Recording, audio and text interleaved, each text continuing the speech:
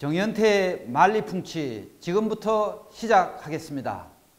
오늘은 신재민 전 사무관과 청와대 민정수석실 김태우 전 수사관 관련 얘기를 해볼까 합니다.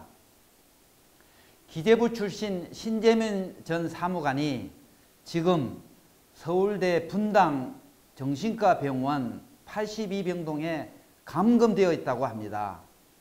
82병동은 사실상 폐쇄병동으로 외부인과 접촉이 어렵다고 합니다. 누가 왜 신재민을 이 폐쇄병동에 가두었을까요? 멀쩡한 장래가 촉망되는 젊은 청년이 나라의 비리를 알고 고발해도 되레 죄인 취급받아야 하는 그 아픔을, 그리고 그 울분을 참지 못해 한 자살 소동이 빌미가 되어 정신과 병동에 지금 갇혀 있습니다. 정신과 병동에는 보호자가 제가 알기로는 2명 이상 사인을 해야 가능하다고 합니다. 이 신재민 사무관이 정신과 병동에 갇히게 된 그 배경과, 그리고 누가 어떤 압력에 의해서 감옥 아닌 이 감옥에 지금 갇혀 있어야 되는지 그 진실을 밝혀내야 할 것 같습니다. 야당은 반드시 그 배경을 밝혀내는데 힘을 보태 주시길 바랍니다. 이어서 김태우 사건도 한번 짚어보겠습니다. 얼마 전 청와대 민정수석실에서 허익범 특검 사무실을 내사하여 드루킹 김동훈이 허익범 특검에게 제출한 김경수 범죄 관련 USB 내용을 조사해 오라는 지시가 있었다고 김태우 수사관이 폭로했습니다. 다행스럽게도 김태우는 권익위로부터 공식적으로 공익신고자 신분으로 확인되었습니다.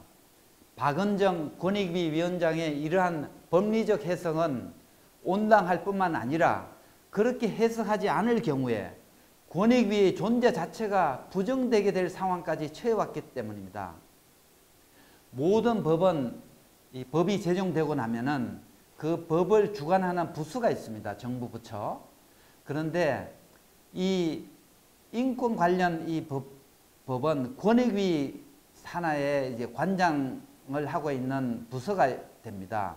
그런데 이 인권법을 있는 대로 적용하지 않을 경우에, 다시 말씀드려서 김태우를 공익신고자 신분으로 해석하지 않을 경우에는 권익위 존재 자체가 부정되어 버립니다. 그래서 권익위에 있는 위원장은 물론 전 공무원들이 청와대 압력에도 불구하고 공익신고자 신분으로 인정을 하게 된 배경이 있습니다.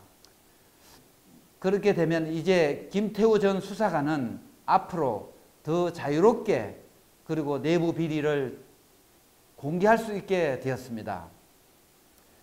청와대의 지시가 있었는지 13분 만에 허익범 특검 사무실 내에 누군가에 의하여 상세한 보고 자료가 청와대로 보내졌다고 합니다. 특검 내부자는 범죄 수사 정보를 외부로 유출한 범죄자가 있다는 얘기 아닙니까? 이게 누구겠습니까? 특검 사무실에는 검찰에서 파견된 검사들이 일하는 곳 아닙니까? 검찰 내부에 파견된 그 검사는 지금 기밀 유출죄로 범죄를 저지른 케이스가 됩니다. 이 사람이 누군지 밝혀내야 하지 않겠습니까?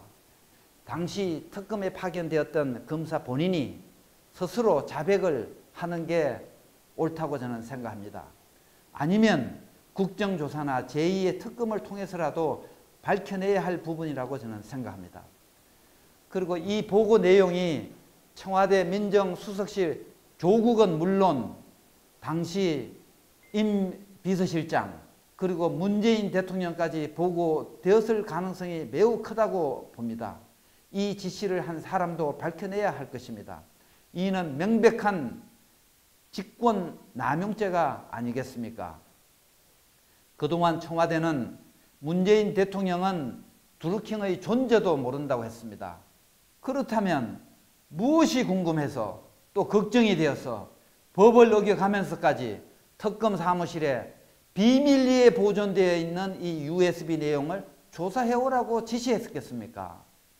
김경수가 법정 구속되기 전까지 청와대와 검찰 그리고 경찰까지 나서서 조직적으로 증거 자료를 은폐하고 지우고 하는데 동조해 왔습니다.